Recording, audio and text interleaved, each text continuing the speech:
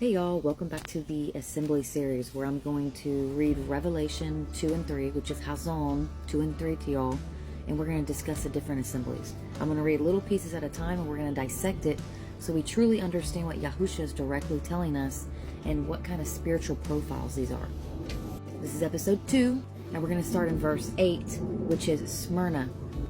So imagine living in a city where simply refusing to say Caesar is Lord could get you jailed, beaten, or killed. That was Smyrna, a beautiful coastal city. It was wealthy, patriotic, but fiercely loyal to Rome. They even built a massive temple just to worship the emperor. And if you didn't join in, you weren't just considered an outsider, you were considered an enemy of the state. Alright, so let's start at verse 8. And to the messenger of the assembly in Smyrna write, this says the first and the last, who became dead and came to life.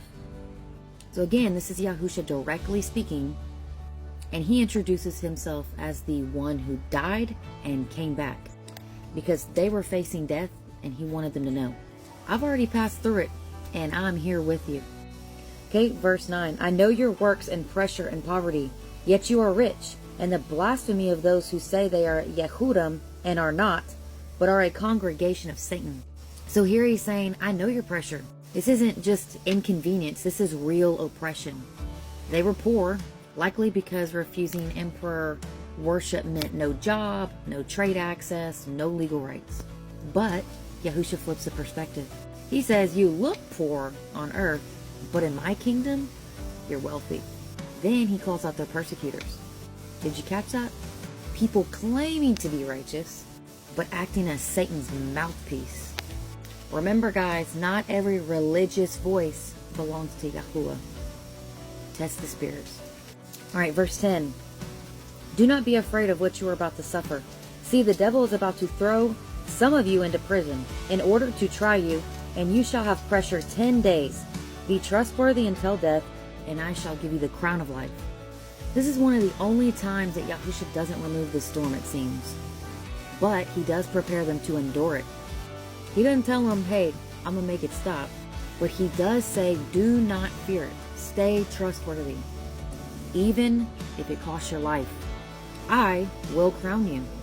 Unfortunately, this is not a message that most believers want to hear today. They think being unfollowed is persecution. But Smyrna, they lost jobs, home, reputations, and even their lives. Literally. Alright, verse 11. He who has an ear, let him hear what the Spirit says to the assemblies. He who overcomes shall by no means be harmed by the second death. So this is very evident to me. What he's saying is the world may be able to touch your body, but they cannot touch your eternity. Yahusha is promising them, if you stand firm now, I'll stand for you later. They may take your life, but they will never take your destiny. So the message of Smyrna is simple. If you're suffering for righteousness, Yahuwah sees you. I know he sees me. And I've lost all my friends, my church. Sometimes it's worth it.